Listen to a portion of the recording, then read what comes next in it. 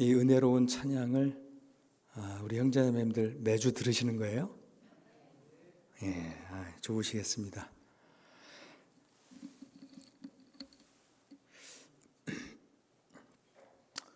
목 상태가 좋았는데 갑자기 제가 말씀을 전하려고 하니까 목이 안 좋아지네요.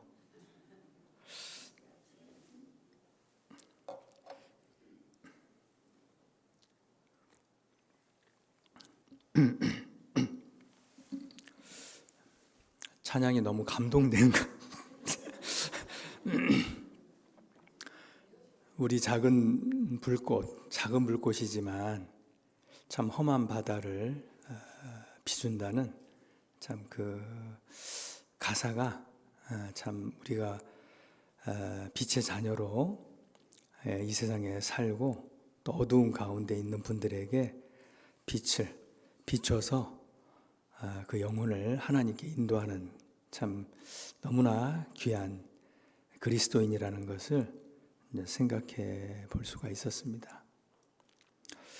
오늘 말씀을 통해서 우리 마음에 하나님 뜻을 더 밝게 아는 그런 시간이 되었으면 좋겠습니다. 먼저 하나님께 기도드리겠습니다.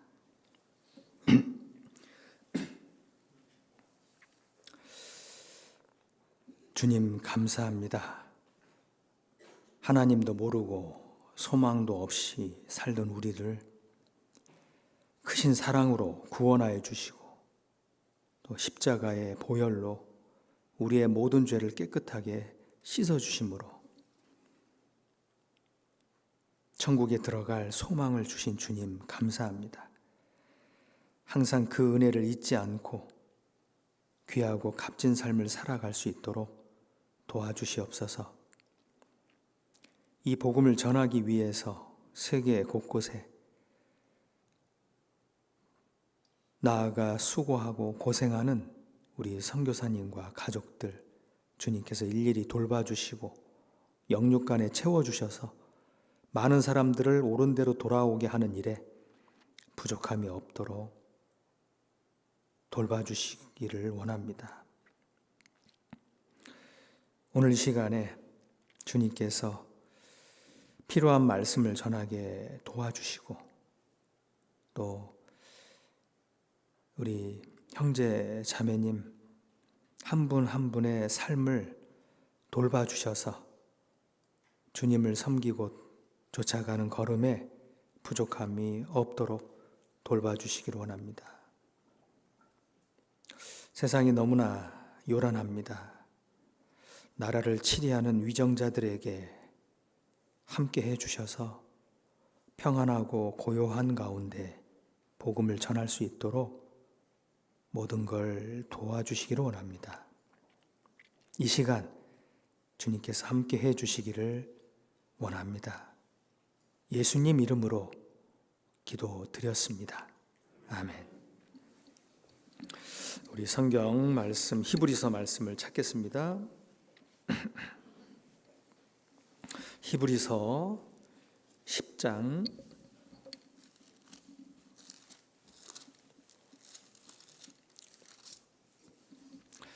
히브리서 10장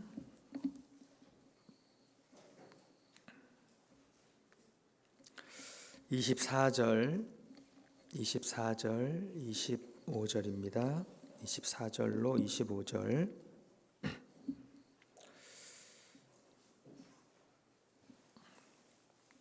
네, 찾으셨으면요 천천히 같이 읽겠습니다.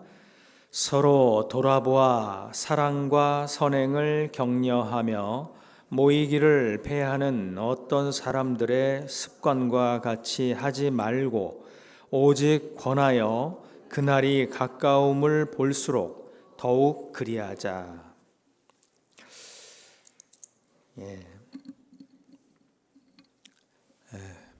그동안에 평안하셨습니까?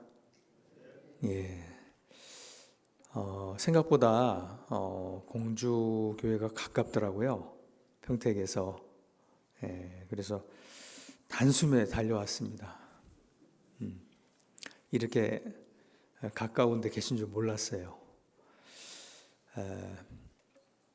복음 전하느라고 또 교회 안에 봉사하고 수고 많이 하셨죠. 오늘 어떠한 말씀을 전해드릴까 하다가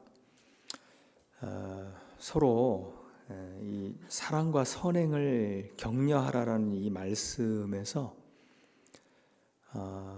사랑을 격려하고 선행을 격려하라. 왜 격려하라고 이 말씀을 하실까요? 격려가 필요하기 때문입니다.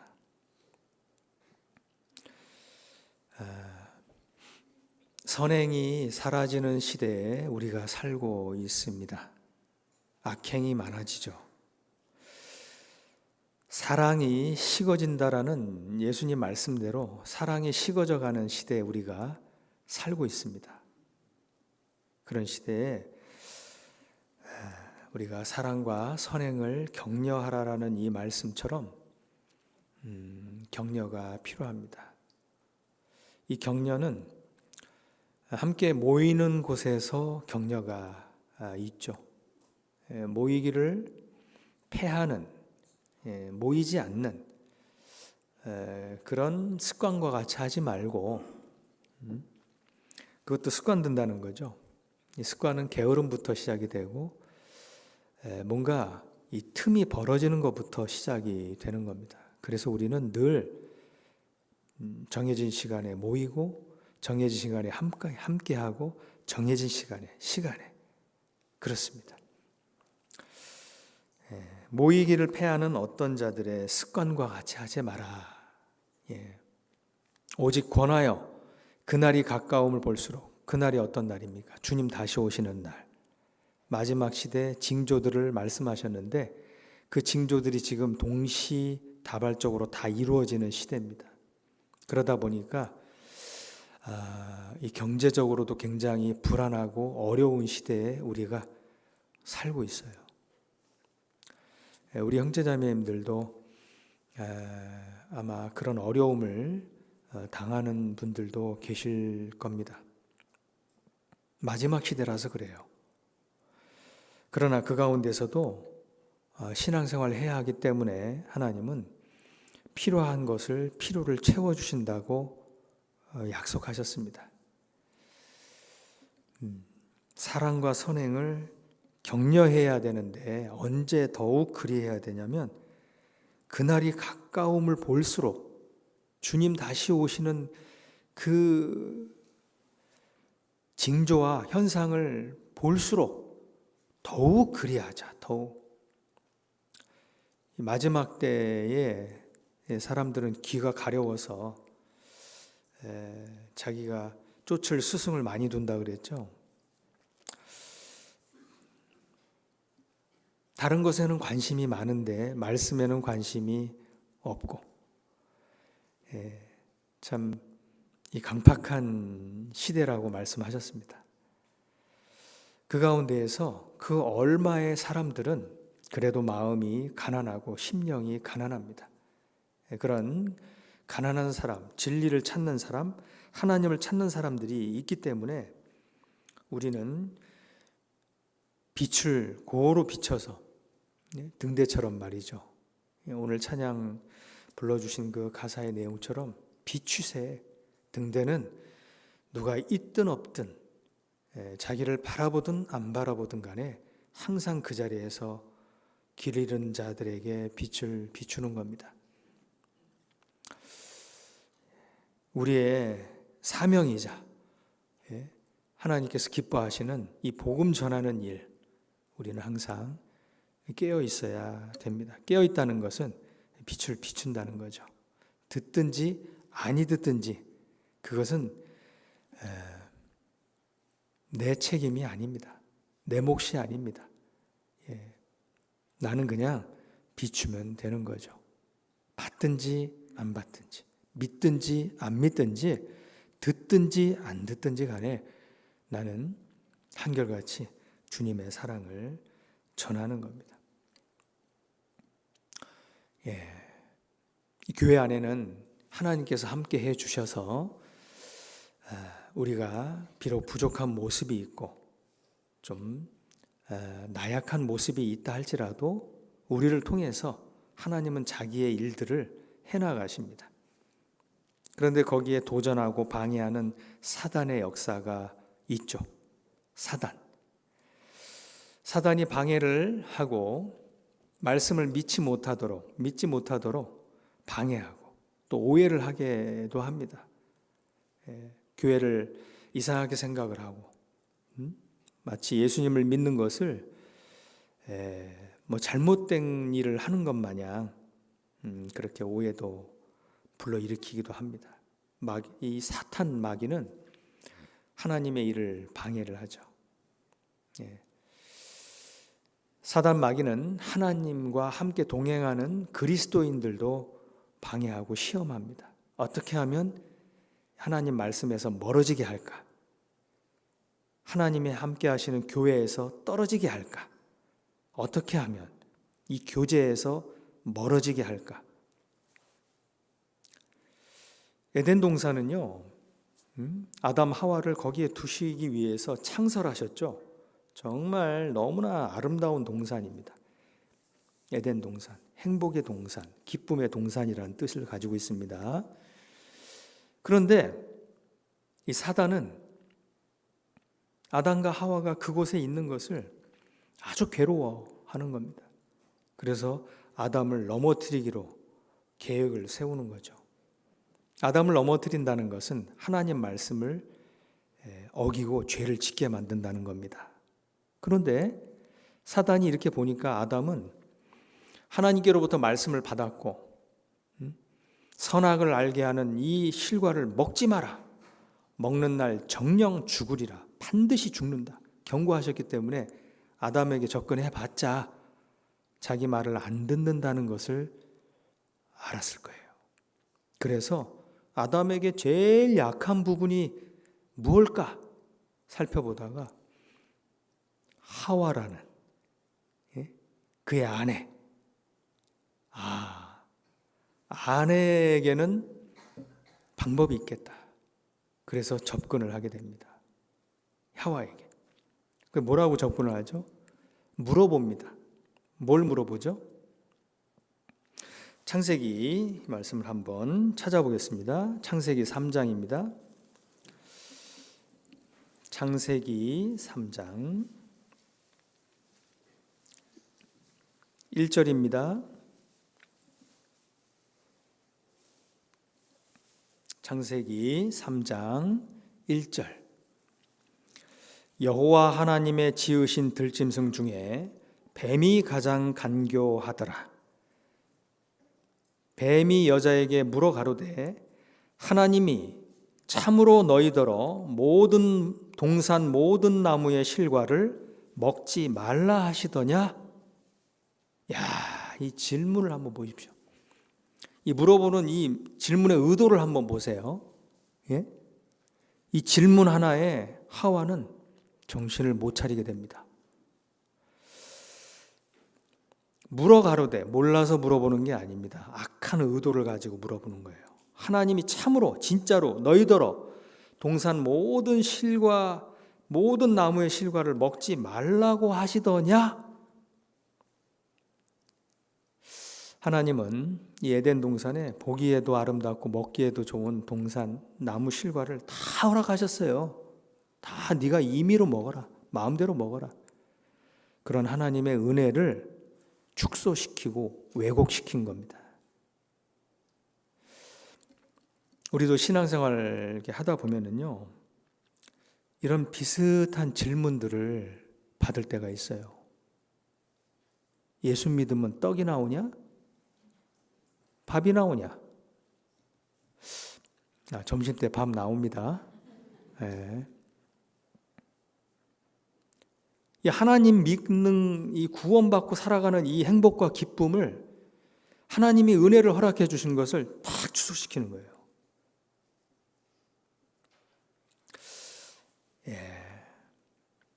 마귀는요, 어떻게 하면 하나님으로부터 사람을 분리시킬까? 이런 질문에 딱 이렇게 친한 사람으로부터 이런 질문을 받을 수도 있어요. 하나님의 은혜를 의심케 만드는 거예요. 교회에 하나님이 계셔?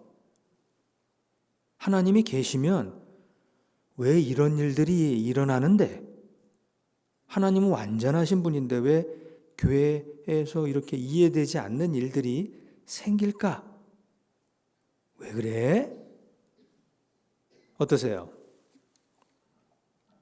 하와 같은 경우는 손바닥을 한쪽에서 내밀면 손바닥을 탁 치는 거예요. 그래, 맞아.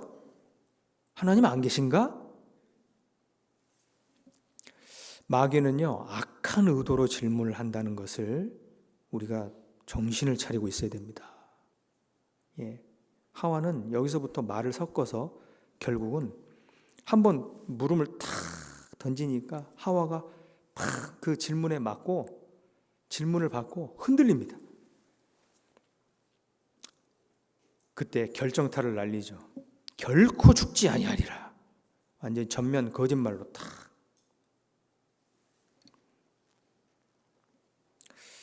결국은 하나님이 금지하신 선악을 알게 하는 실과를 따먹고 자기 남편에게도 주었죠. 죄를 짓고 부끄러워서 숨었습니다. 마귀의 이 사단의 역사는 하나님과 분리시키려고 하는 거예요. 그러니까 우리가 교회에서 멀어지게끔 하는 질문, 멀어지게끔 하는 은혜를 축소시키고 왜곡시키는 그런 누군가의 접근은 정말 위험한 겁니다. 그런데요, 그 죄를 짓고 이젠 부끄러워 동산 나무에 숨어 있는 아담과 하와, 하나님의 낯을 피해서 숨은 아담과 하와, 하나님께서 찾아오셨습니다. 이제 하나님도 질문하십니다. 질문. 3장 9절입니다. 마귀의 질문과는 완전히 다른 질문을 하시죠. 9절입니다. 여호와 하나님이 아담을 부르시며 그에게 이르시되 네가 어디 있느냐 물으십니다. 11절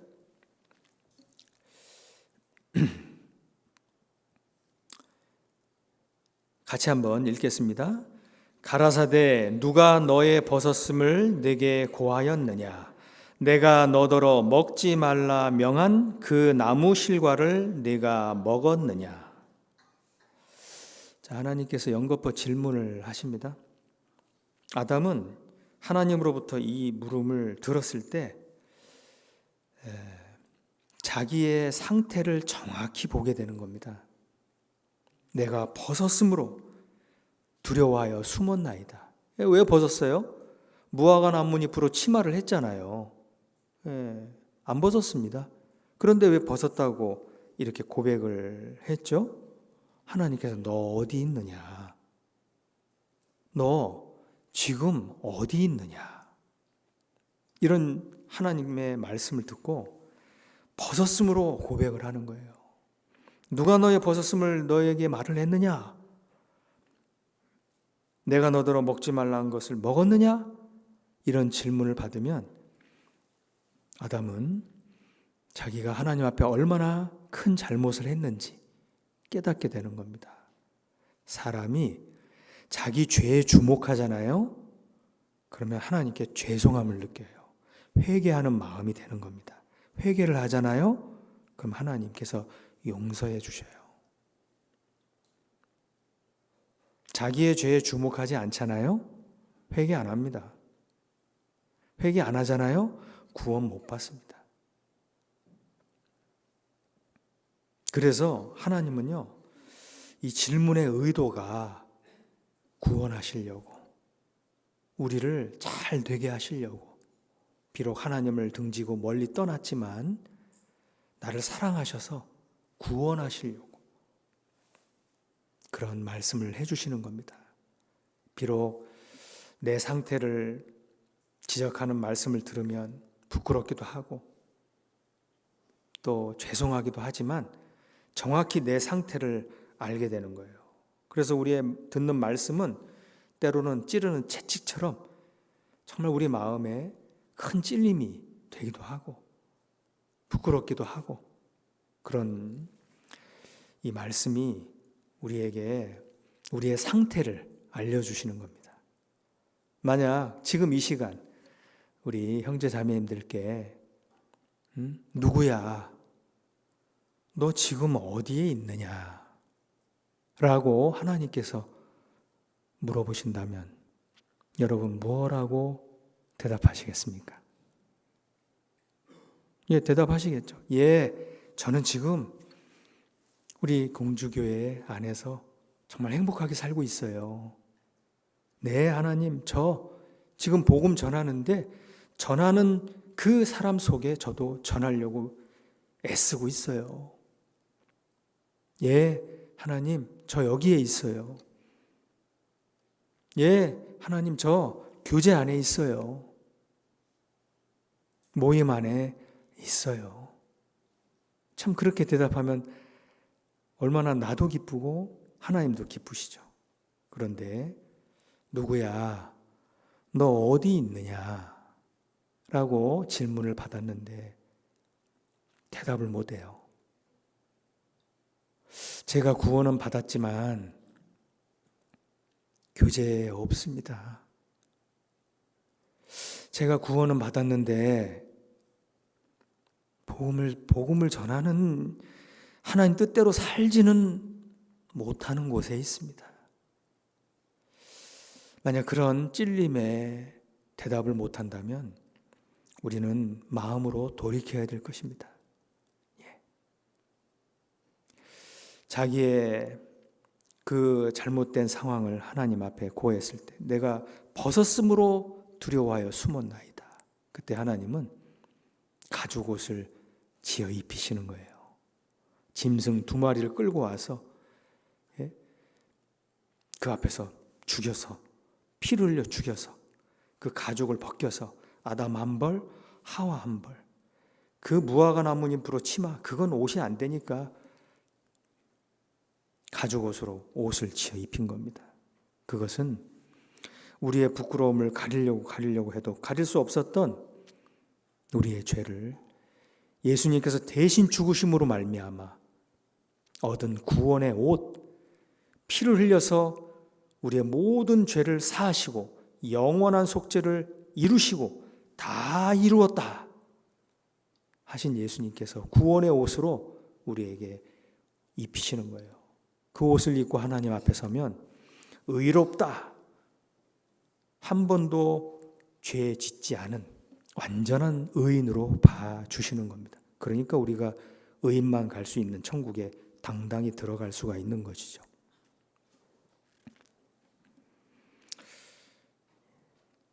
정령 죽으리라 라는, 네가 그 먹는 날에 정령 죽으리라. 그런데 아담은 930세까지 살았어요. 그거 먹었어도. 그날 죽은 게 영혼이 죽었잖아요. 영혼, 범죄하는 그 영혼이 죽었습니다. 그러니까 그 영혼을 살리려면 구원받는 날이라는 게 꼭 필요한 거예요. 그래서 하나님은 스가랴 3장 9절에 이 땅의 죄악을 하루에 제하리라. 예수님께서 피를 흘려서 돌아가시고 우리의 모든 죄를 영원히 속죄했을 때 하루에 다 제해버린 겁니다. 그 사실을 우리가 골로새서 1장 6절 말씀처럼 참으로 하나님의 이 은혜를, 이 참으로 이 복음 말씀을 들을 때 듣고 하나님의 은혜를 깨달은 날부터, 깨달은 날, 우리 그 깨달은 날 있잖아요. 기쁜 날, 기쁜 날, 주 나의 죄 다 씻은 날, 주의 말씀 받은 그날 참 기쁘고 복되도다. 우리 형제자매님들 그날 있죠? 네, 잊고 말고요. 먹는 날 죽으리라 범죄하고 죽었던 우리 영혼을 주님께서는 그 영혼을 살리는 복음을 우리에게 전해주시고 듣고 깨닫게 구원을 받게 인도하신 겁니다.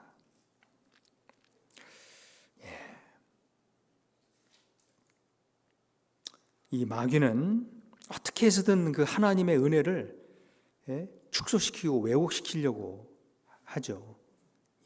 참으로 먹지 말라 하시더냐, 금지하시더냐, 모든 실과를 금지시킨 부당한 하나님처럼 이 포장을 해버리는 겁니다. 포장을. 정말 악하죠.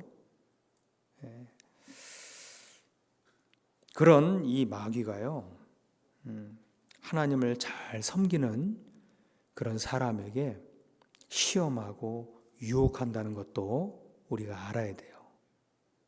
하나님을 잘 섬겼던 욥을 사단이 참 주의 깊게 보고 시험하려고 했잖아요. 그 욥기의 기록 아시죠? 그 욥기도 한번 찾아볼까요? 욥기 1장입니다. 욥기 1장 6절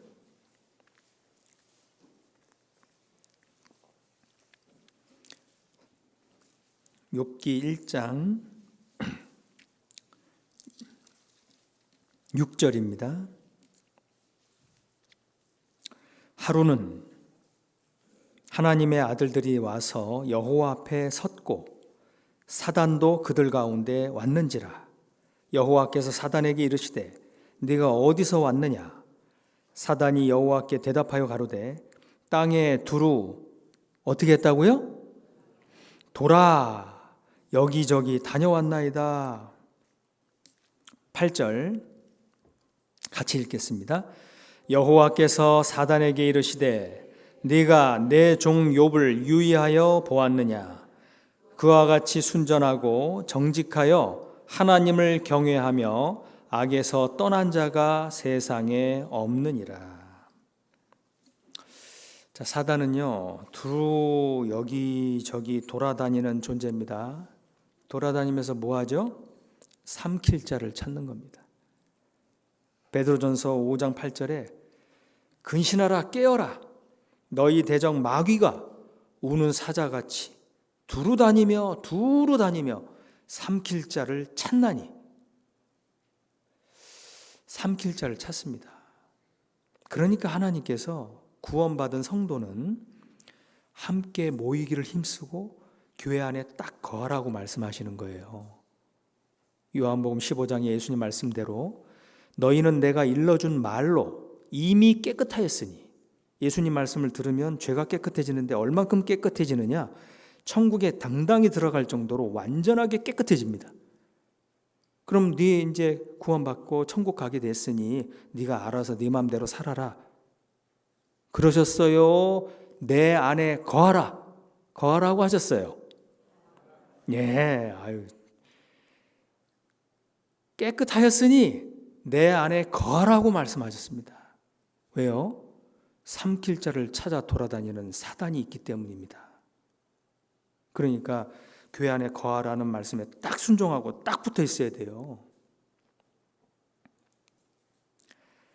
그런데요, 이욥은 하나님을 믿고 순전한 마음으로 하나님을 경외하는 마음으로 악에서 떠나고 이렇게 살고 있었는데 사단이 딱 여기 오니까요, 하나님이 제일 먼저 욥을 자랑하셨어요. 욥을 유의하여 봤냐? 그와 같이 순전한 자가 없느니라. 그러니까 사단은 뭐라고 그래요? 그 뒤에 쭉 읽어보면은 아이고 하나님이 이것도 주시고 저것도 주시고 막 채워주시고 넘치게 주시니 그러니까 섬기는 거죠. 만약에 그거 소유물 자기가 가지고 있는 거 있잖아요, 그거 다 뺏어보세요. 그러면 하나님 반드시 욕하고 배반할걸요. 이렇게 말을 하는 겁니다. 그러니까 하나님께서 그래? 그러면 내가 그 소유물을 너한테 붙일 테니까 한번 해봐라. 그러나 그의 몸에는 손대지 마라. 다 그러셨어요. 이 사단은요, 하나님의 그 허락이 떨어지니까 어떻게 했는 줄 아세요? 어떻게? 잘 보세요. 자, 거기 14절에 사자가 욥에게 와서 고하되 소는 밭을 갈고 나귀는 그 곁에서 풀을 먹는데 스바 사람이 갑자기 이르러 그것들을 빼앗고 칼로 종을 죽였나이다 하고 보고를 하는 겁니다. 자, 이렇게 이 슬픈 소식을 전할 때에, 자, 16절입니다. 그가 아직 뭐 할 때요? 말할 때에 하나님의 불이 하늘에서 내려와서 양과 종을 살랐습니다 하고 또 말을 하는 거예요. 와서. 사실 하나님의 불이 아닙니다. 이건 사단도 불을 내려요. 예? 요한계시록에 보면은 하늘에서 불을 내려오게 하고 심지어는 우상의 말도 시킨다고 했잖아요. 그러니까 불이 내려온다고 다 하나님 역사가 아닙니다. 그가 아직 말할 때에 이 슬픈 소식을 들었는데 또 소식을 또 듣게 되는 거예요. 그런데 17절에 그가 아직 뭐 할 때요? 자, 보세요. 사단이 계속해서 지금 몰아붙이죠. 그가 아직 말할 때 갈대아 사람이 떼지어 와가지고 낙타들에게 달려들어서 그걸 빼앗고 칼로 종을 죽였습니다. 또 이런 슬픈 소식을 또 충격적인 소식을 또 듣게 되는 거예요. 18절 그가 아직 말할 때 자녀들 죽었다는 소식을 또 전합니다. 이 사단은요, 작전이 있어요. 작전. 그게 뭔지 아십니까? 연거퍼 펀치를 날리는 거예요. 안 그래도 힘들어 죽겠는데, 안 그래도 내 믿음 하나 지키기 어려운데, 어느 날 직장에서 와 하고 불이익을 받습니다. 하나님 믿는 것 때문에 어느 날 갔더니 내 책상을 창고 관리직으로 빼버려요. 회식 갈 때 술 안 마신다 이거죠. 예? 그리고 교회에서 자꾸 전도한다 이거죠. 불이익을 받는 거예요. 그런데도 기도하며 참았어요. 그런데도 불구하고 어느 날 또 하나가 막 터지는 거예요. 자식이 말을 안 들어요. 속을 썩여요. 사고를 쳐요. 하나님 이거 어떻게 된 겁니까? 저 너무 힘들어요. 그러고 있는데 또 어느 날 시부모님이 아파요. 병원에 입원하셨어요. 이 병원비가 엄청 나오고 치료도 힘들대요.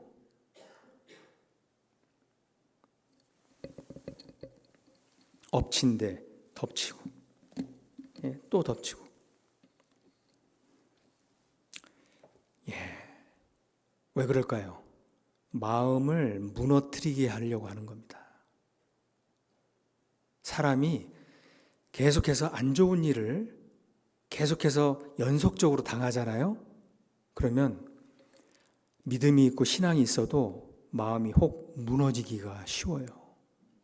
낙심되기가 쉽습니다.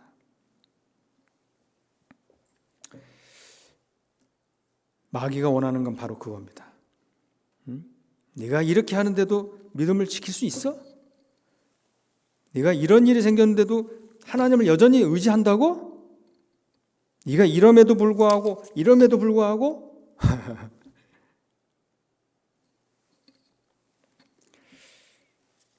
자, 이때 욥은 범죄하지 않고 넘어지지 않았습니다.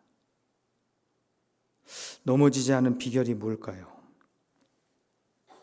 그 답이 21절에 나와 있습니다.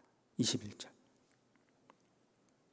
22절 가로되 내가 모태에서 적신이 나왔사온즉 또한 적신이 그리로 돌아가올지라. 주신 자도 여호와시요 취하신 자도 여호와시오니 여호와의 이름이 찬송을 받으실지이니다 하고 이 모든 일에 욥이 범죄하지 아니하고 하나님을 향하여 어리석게 원망하지 아니하니라. 자, 어리석게 원망하지 않았다는 거죠. 원망은 어리석은 겁니다. 하나님은 원망 들을 만한 일을 한 번도 하신 적이 없어요. 그런데 우리는 너무 나약하고 잘못 생각하고 오해를 해서 하나님 이건 뭡니까 하고 하나님을 막 원망하기가 쉬워요. 욥은 원망하지 않았습니다. 이 시험을 넘어갔어요. 하나님을 오히려 찬송했어요. 어떻게 이럴 수 있죠? 이 큰 불행을 연속적으로 맞았는데도 어떻게 이렇게 찬송하며 그럴 수 있죠? 소유 개념이 정확했습니다. 나는 이 세상에 올 때 벌거벗고 왔다. 그리고 벌거벗고 간다. 모두 다 하나님이 주신 거다. 주신 자도 하나님이시고, 그러니까 가져가시는 것도 하나님이 가져가시는 거지. 이 소유 개념이 정확했던 겁니다. 그런데 우리가요, 이 소유 개념이 잘못되어 있잖아요. 그럼 마치 자기 거 뺏어가는 것처럼 생각해요. 사실 자기 게 어디 있습니까? 다 하나님 주신 거죠. 내 생명, 내가 가지고 있는 모든 것들 다 하나님 주신 거잖아요. 재물도 마찬가지입니다. 올바른 재물관을 가지고 있어야 돼요. 이 재물 다 하나님이 주신 거다. 하나님 확 불어버리시면은 한순간에 다 날아가 버릴 수 있는, 그런데 마치 그것을 내 거인 것 마냥 꽉 쥐고 있고, 이 소유 개념이라는 거, 물론 물질을 규모 있게 저축도 하고, 규모 있게 쓰는 거 중요하죠. 그리고 참 중요한 곳에, 더 중요한 곳에 쓰는 거 중요합니다. 그러나 다 하나님 것이라는 그런 믿음을 딱 가지고 정확히 소유 개념을 가지고 있으니까 욥이 안 넘어지는 거예요. 만약 이런 이 재물관도 잘못 알고 있고 이 소유 개념도 잘못됐다면요, 하나님 왜 뺏어갑니까? 나 하나님 안 믿을래요. 욥이 그럴 거란 말이죠. 욥은 넘어지지 않았어요. 그런데 잠언 30장에 보면 아굴이라고 하는 사람이 이 소유물 때문에 참 고민이 많았던 사람입니다. 그래서 내가 두 가지를 주께 구했는데 죽기 전에 주십시오. 허탄한 거짓말을 내게서 멀리 하옵시고 하나, 또 하나, 나로 가난하게도 마옵시고 부하게도 마옵시고 필요한 양식으로 내게 먹이시옵소서. 혹 내가 배불러서 하나님을 모른다, 여호와가 누구냐 할까 하오며, 혹 내가 가난하여 도적질하고 내 하나님의 이름을 욕되게 할까 두려워함이니이다. 너무 필요 이상으로 많이 가지고 있으면요, 마음이 이상해집니다. 에이, 목사님, 저는 많을수록 좋을 것 같은데요? 그러시죠? 여러분 통장에 매달 1억씩 찍혀봐요. 매달 여러분 통장에 여러분 마음 지킬 수 있을 것 같아요? 부자인 분도 계실 수도 있겠다. 매일 10억씩 지켜보세요. 빌 게이츠라는 그 아주 갑부죠, 갑부. 그 사람은 하루 일당이 한 400억에서 600억 된다 그러죠. 하루 일당이.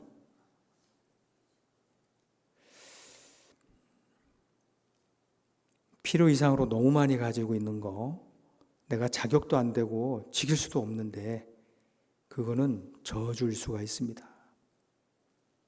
그래서 이 아굴이라는 사람은요, 너무 부하게도 마옵시고, 내가 부해지니까 하나님을 모른다, 여호와가 누구냐, 내 신앙이 엉망이더라는 거예요.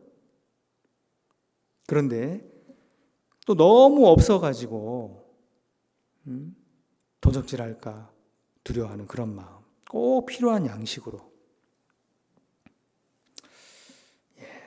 이 사단은요, 그가 아직 말할 때, 또 이런 일은 또 그가 아직 말할 때 연속적으로 일본에요. 일본 사람 중에 아주 잔인한 사람이 있대요. 그 사람의 이름이 뭔지 혹시 아세요? 잔인한 사람입니다. 깐데 또까.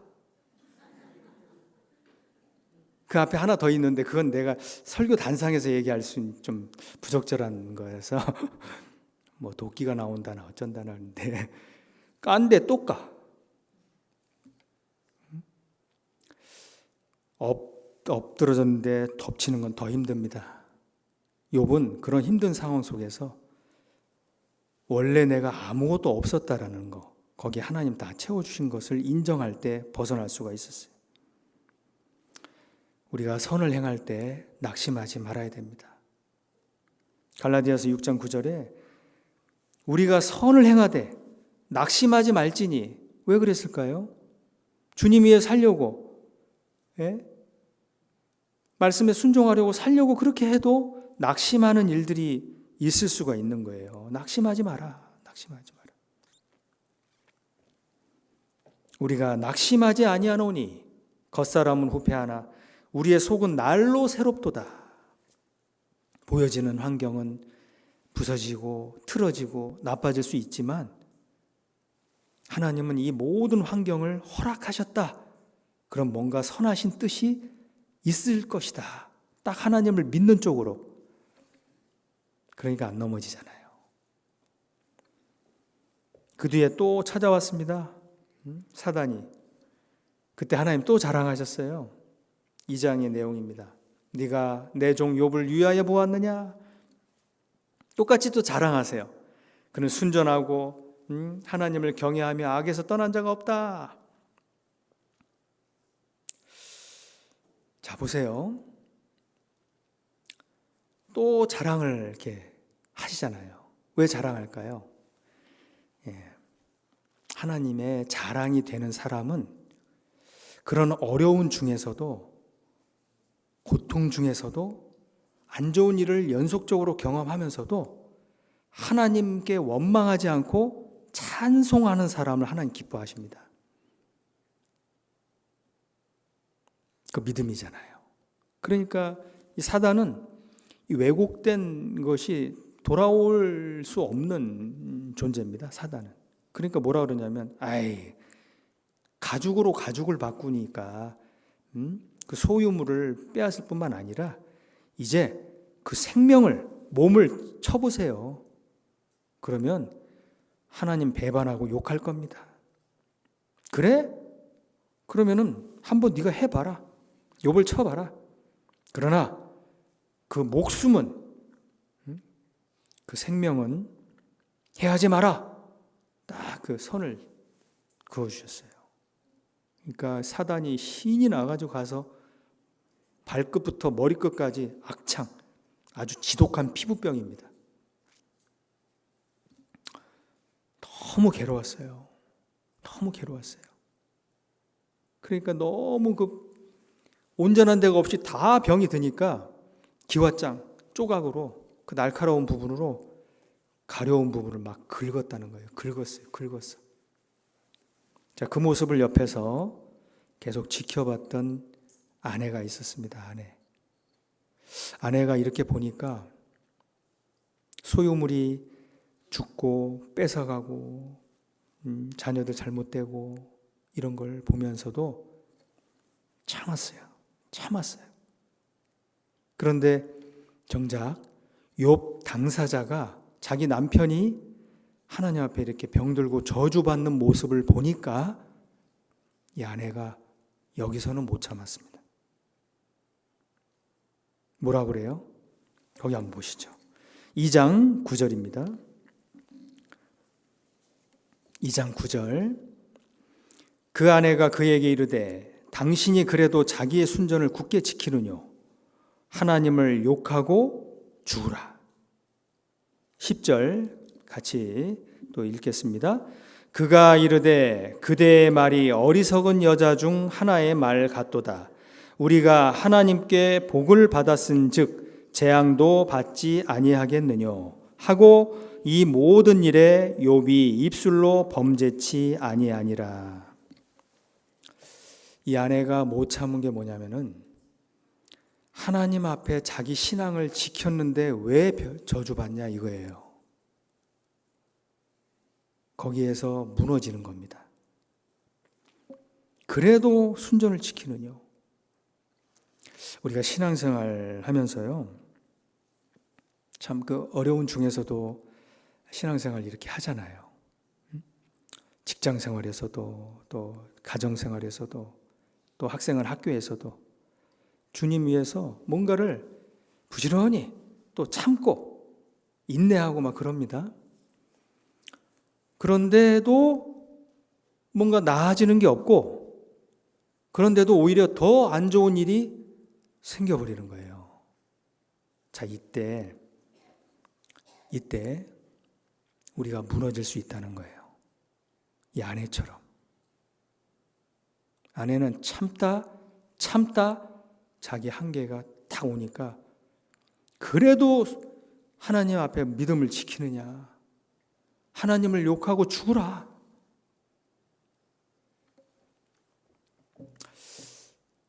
참, 이 욥이요, 얼마나 힘들었을까요? 예? 옆에서 그 불행한 상황을 정말 용기를 줘야 될 사람 아내입니다.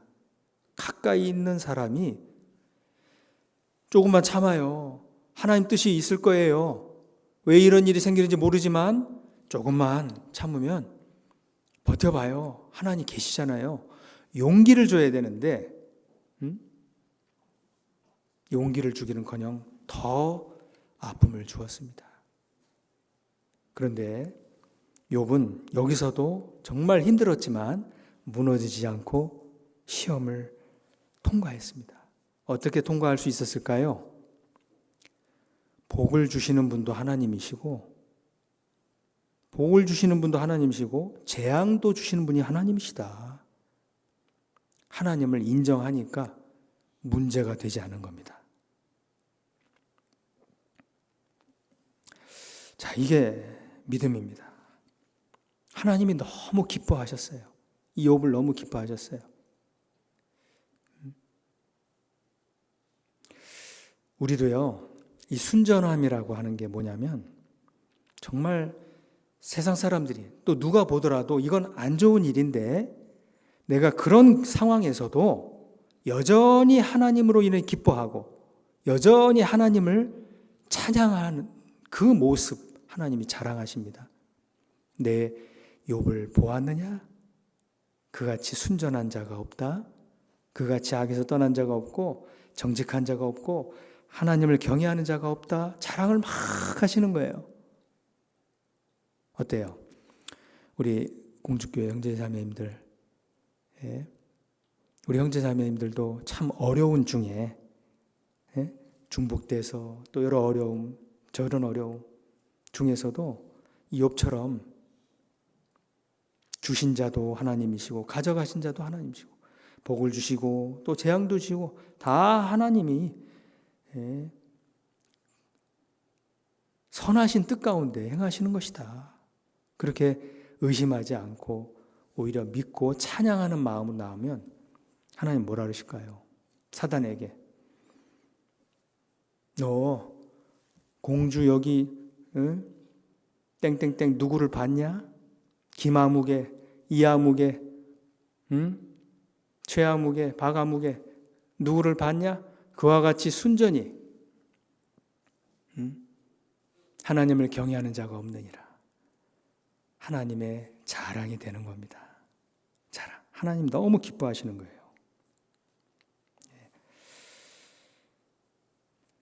가장 가까이 있는 사람도 나를 힘들게 할 수 있다는 것.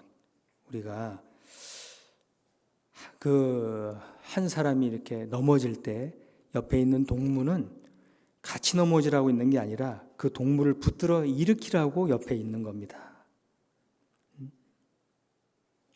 자, 옆에 있는 우리 형제자매님들 한번 보세요. 한번 보세요. 자, 보세요. 옆에 있는 분이 붙들어 일으키라고 있는 거예요. 자, 보세요.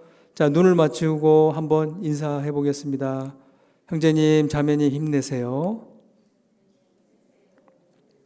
예. 참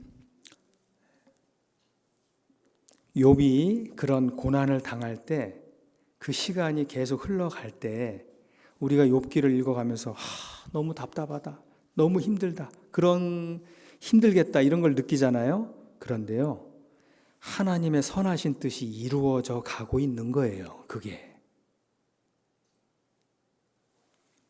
사단은 욥의 소유물을 뺏고 그의 몸을 쳤지만은 오히려 그것은요, 사단이 개입해서 슬픈 일을, 눈물 흘리는 일을 겪게 했지만은 오히려 욥으로 하여금 하나님께 더 큰 영광을 받고 더 큰 축복을 받는 일 외에는 못했어요. 하나님이 내게 그런 어려움을 허락하시는 이유가 뭡니까? 사단의 유혹, 원수를 허락하시는 이유가 뭡니까? 내게 상을 베푸시고, 시편 23편에는요 다윗은 그걸 알았어요. 원수의 목전에서 내게 상을 베푸시려고 나로 하여금 힘들게 하는 사람을 옆에 붙였다는 겁니다. 그러니까 그것도 감사할 수 있어요.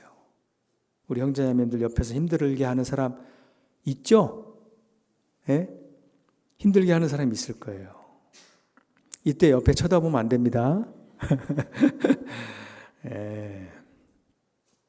힘들게 하는 일 있죠? 힘들게 하는 사람 있죠? 있어요.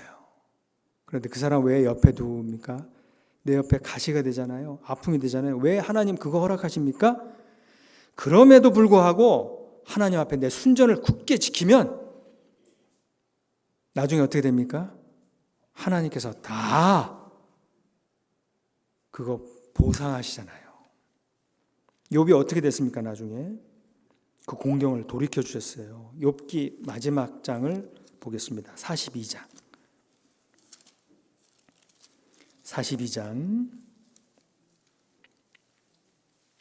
10절입니다.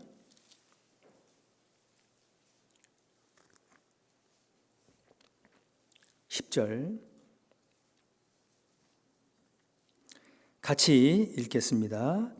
욥이 그 벗들을 위하여 빌매 여호와께서 욥의 곤경을 돌이키시고 욥에게 그전 소유보다 갑절이나 주신지라.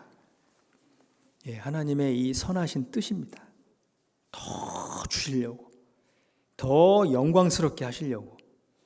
사랑하는 자여, 내 영혼이 잘된 같이, 그걸로 끝나는 게 아니에요. 영혼만 구원받고 달랑 천국에 겨우 들어가는 그게 아니고 범사에 잘되기를 내가 하나님께 간구한다.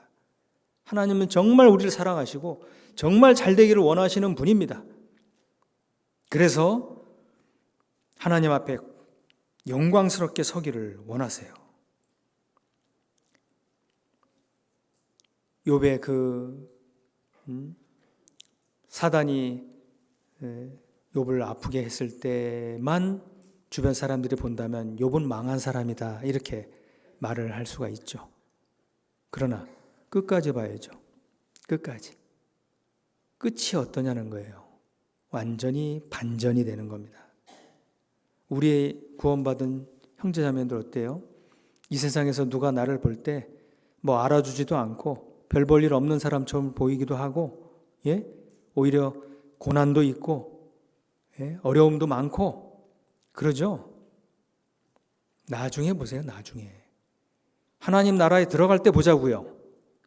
완전히 뒤집어지는 거예요. 완전히 반전되는 겁니다. 그때는 알 거예요. 아, 누구 교회 안에서 저렇게 주의 일에 힘쓰고 애쓰고 희생을 하더니 저렇게 영광을 크게 받는구나. 그때는 알 겁니다. 우리 모두가 인내하고 순전함을 지켜야 되는 거예요.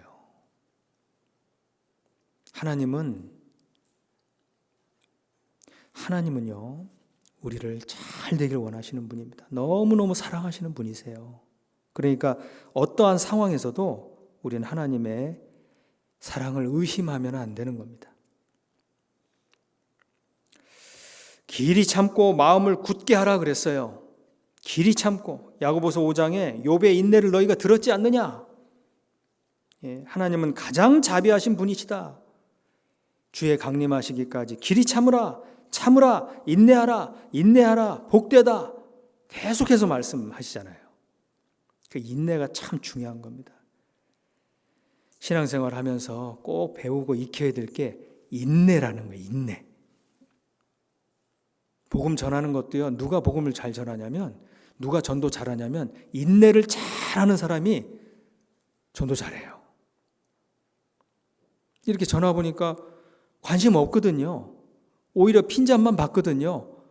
오히려 뭐 이단이라나 뭐하나 뭐 이런 오해도 받거든요. 그래도 인내하고 계속해서 전하니까 어떻게 해요? 하나님이 그 사람의 마음을, 나도 두드리지만 하나님이 그 사람 마음을 두드리시잖아요. 열으라고. 결국에는 그렇게 강팍했던 사람도 나중에 서서히 마음을 열게 됩니다. 그런데 그것을 우리는 모르니 이 사람의 이 강팍함이 끝까지 갈 것 같잖아요. 그렇지 않다니까요. 전도는 순종입니다. 순종이에요. 두드리라 그랬습니다. 두드리는 자에게 열린다고. 인내를 우리가 참 내 몸에 익혀야 됩니다. 인내.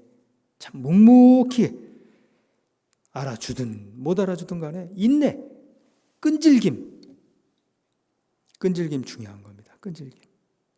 예수님은요, 이 끈질긴 거 있잖아요. 칭찬하실까요? 책망하실까요? 네, 당연히 칭찬하시죠.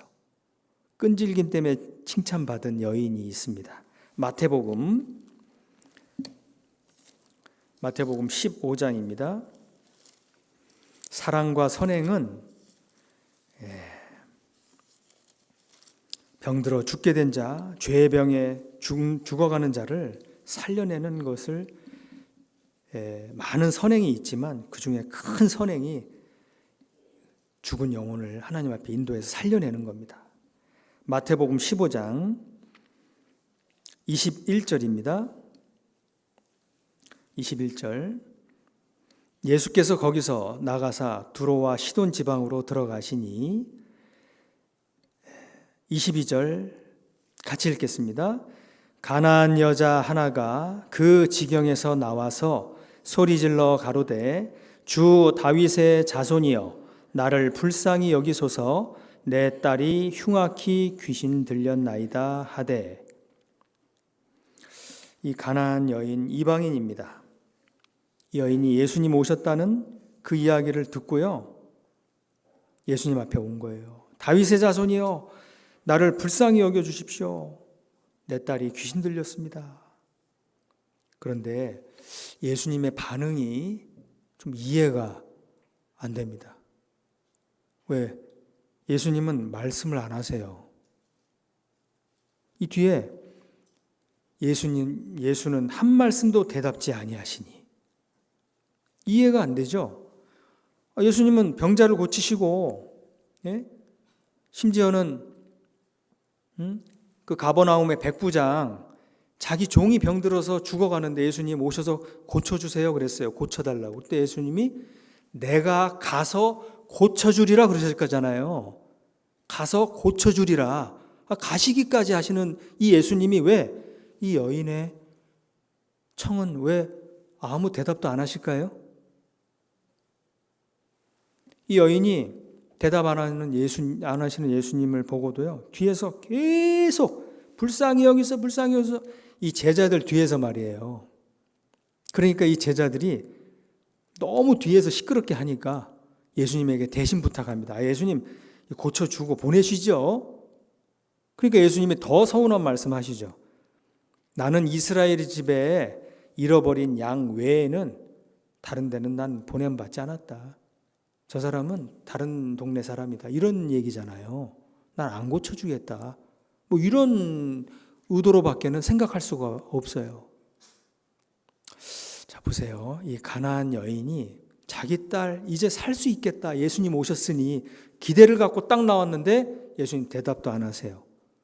이스라엘 거론하시고 이방인 가나안 거기는 안 가겠다고 얘기하시는 거예요. 그럼 이 여인은 마음이 얼마나 힘들까요? 얼마나 낙심이 될까요? 우리도 신앙생활 하면서 하나님께 간절히 드리는 기도가 있어요. 이 여인처럼 주여 도우소서, 나를 불쌍히 여겨주십시오 하고 막 기도 드리는 게 있잖아요. 그런데 주님은 아무 응답도 안 하시는 듯 할 때가 계십니다. 정말 오랜 시간을 기도를 했는데 하나님이 안 들으시는 듯 합니다. 더 적극적으로 제자들이 나가서 대신 부탁하는 것처럼 기도 부탁을 해요. 예. 그래도 예수님이 나는 다른 데로 보냄받지 않았다. 더 서운한 말씀을 더 나로 하여금 나는 사랑하지 않으시나? 다른 형제자매들은 잘 되는 것 같고 나는 비교적 잘 안 되는 것 같고 여기서 우리가 비교를 하면 안 됩니다. 비교하면 안 돼요.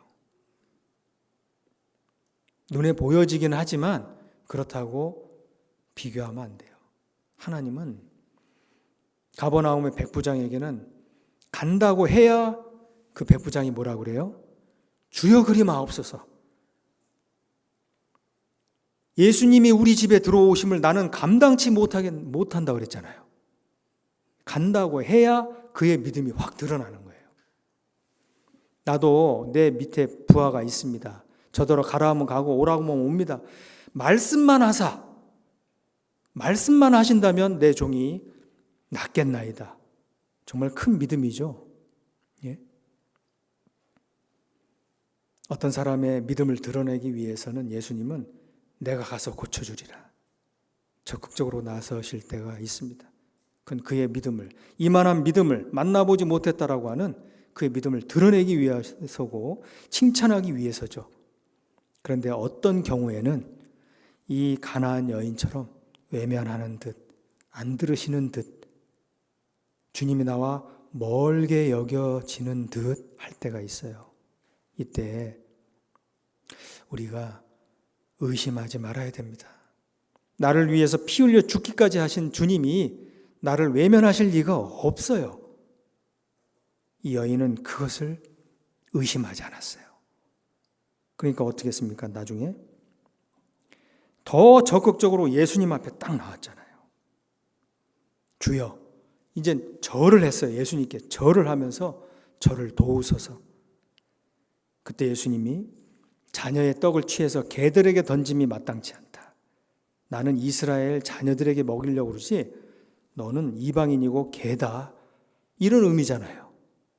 그때 이 여인이 자존심이 구겨지는 이 말씀을 들었는데도 주여 올소이다마는 개들도 그 주인의 상에서 떨어진 부스러기를 먹습니다. 그때 예수님이 내가 이 말을 하였으니 여자여 네 믿음이 크도다. 네 소원대로 될지니라. 아, 진짜 하고 싶은 말씀을 예수님 하신 거예요. 예수님은 그 여인이 나올 때 대답 안 했을 때도 예수님의 본심은 이미 대답을 하시고 계셨어요. 원래 본심이 아니에요. 저가 비록 근심케 하시나 주께서 인생으로 고생하며 근심하게 하시나 본심이 아니시로다. 그런 어려움을 당하면은 우리의 마음이 낮아지고 하나님을 찾게 돼 있습니다. 하나님을 의지하게 돼 있고 그래야 그 인생의 문제가 풀립니다. 하나님은 우리의 믿음을 드러내기 위해서, 믿음을 갖게 하기 위해서 여인이 그렇게 거절당할 때마다 예수님 속은 어떠셨겠어요? 여인아, 조금만 더. 본심은 그러셨을 거예요. 우리도 기도의 응답이 더딘 것 같고 또 지체되는 것 같고 뭐 사방을 둘러봐도 뭐 되는 거 하나도 없는 것 같아도 아닙니다. 내가 교회 안에 주님 뜻 가운데 걸어가고 또 주님께 순종하고 살아간다면 하나님의 뜻이 이루어져 가고 있는 거예요.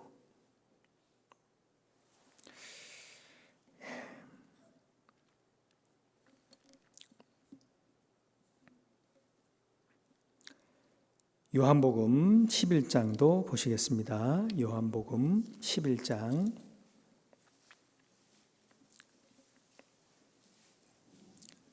1절입니다.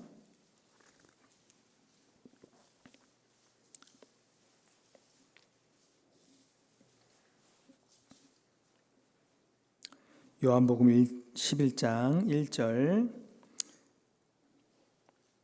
4절까지 또 천천히 1절부터 4절까지 천천히 한번 읽어보겠습니다. 어떤 병든 자가 있으니 이는 마리아와 그 형제 마르다의 촌 베다니에 사는 나사로라. 이 마리아는 향유를 주께 붓고 머리털로 주의 발을 씻기던 자요. 병든 나사로는 그의 오라비러라. 이에 그 누이들이 예수께 사람을 보내어 가로되 주여 보시옵소서 사랑하시는 자가 병들었나이다 하니 예수께서 들으시고 가라사대 이 병은 죽을 병이 아니라 하나님의 영광을 위하며 하나님의 아들로 이를 인하여 영광을 얻게 하려 함이라 하시더라. 자, 사랑하시는 그 나사로와 그의 누이들, 예수님께 병든 나사로에 대한 그 소식을 전해 드렸습니다. 그 와서 고쳐달라고, 병들었습니다 하고 사람을 보낸 겁니다. 그런데 어떻게 된 것이 예수님은 죽을 병이 아니다, 영광을 드러내려고 하는 병이다 하고 이틀을 더 계셨어요. 그리고 시간이 지나서 나사로는 죽었습니다. 그리고 장례를 치르고 무덤에 나사로는 들어가게 됐죠. 이 상황을 보면은요, 좀 이해가 잘 안 될 수도 있습니다. 왜 예수님은 지체하실까? 왜 예수님은 더디 가실까? 그 소식을 들었으면 바로 가셔서 고쳐주시든지 그래야 되는데 이틀을 더 유하시고 계셨어요. 결국에는 나중에 다 가서 보니까 눈물을 흘리고 예수님을 본 마리아가 그러는 거예요. 주께서 여기 계셨다면 내 오라비가 죽지 아니하였겠나이다. 그런 말을 하는 겁니다. 그때 예수님이 그를 어디 두었느냐. 결국은 이 죽은 나사로를 찾아서 살려내십니다. 만일에 병들었을 때 예수님 병을 고쳐주시면 병을 고치시는 예수님 정도로만 알았을 거예요.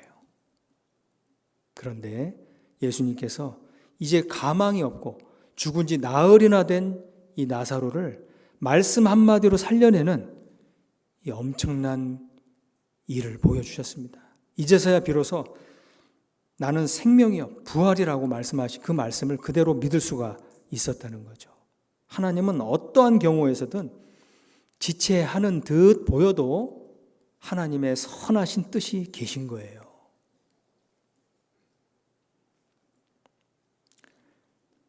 와서 병을 고쳐주셨으면요, 이 장례식이 없었고 또 장례식에 초대된 사람들도 없었을 겁니다. 그런데 45절에 한번 보시죠. 45절, 나사로를 살려내고 난 뒤에 이렇게 됐습니다. 45절 같이 읽겠습니다. 마리아에게 와서 예수의 하신 일을 본 많은 유대인이 저를 믿었으나, 예수님을 믿게 된 거죠. 엄청난 분이시다. 사망의 권세를 깨치시는 분이시고 죽은 지 나흘이나 돼서 냄새가 나는 그런 나사로도 말씀 한마디로 살려내시는 분이라고 하는 것을 믿게 된 겁니다. 믿게 됐어요. 지체하시는 데는 이유가 있으신 거예요. 하나님은 정말 선하신 분이시기 때문에, 그리고 나를 잘 아시고 내게 꼭 필요한 것이 기다림이다 라고 생각하시면 기다림을 허락하십니다.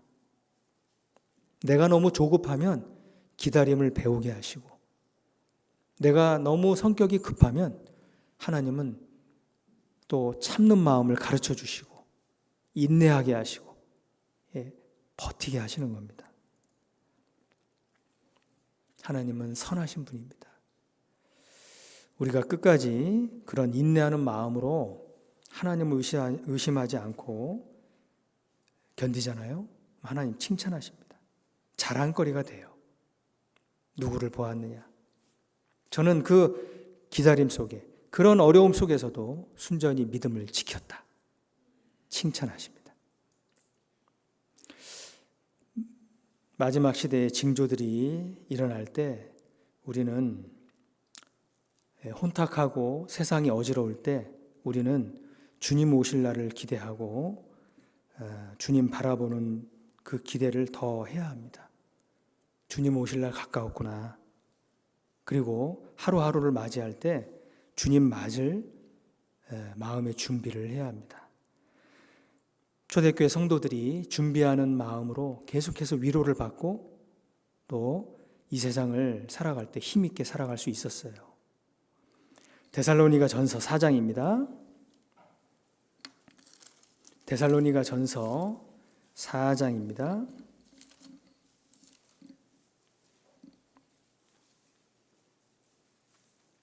16절 말씀입니다. 16절. 주께서 호령과 천사장의 소리와 하나님의 나팔로 친히 하늘로 쫓아 강림하시리니 그리스도 안에서 죽은 자들이 먼저 일어나고 그 후에 우리 살아남은 자도 저희와 함께 어디 속입니까? 구름 속으로 끌어올려 공중에서 주를 영접하게 하시리니 그리하여 우리가 항상 주와 함께 있으리라. 18절 같이 읽겠습니다. 그러므로 이 여러 말로 서로 위로하라. 세상이 어지러워질수록 주님 다시 오실 날이 가까워졌다는 겁니다. 주님의 강림하신 세상을 보세요. 정말 얼마나 남았을 것 같습니까? 예? 주님 오실 날 정말 가깝습니다.